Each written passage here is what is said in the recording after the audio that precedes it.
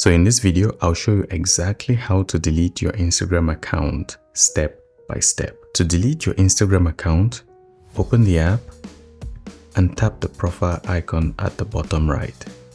Then tap the menu button at the top right. In this menu, select Account Sender. Then scroll down and select Personal Details. Here, choose Account Ownership and Control and select Deactivation or Deletion. Choose the account you would like to delete.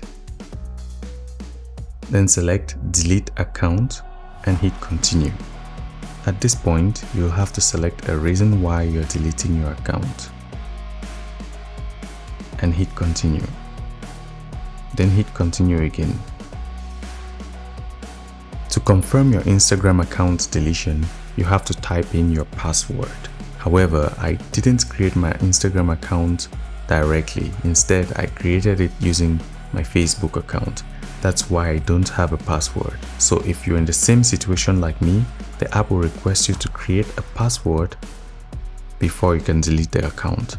Once you create your password, you can now delete your Instagram account permanently.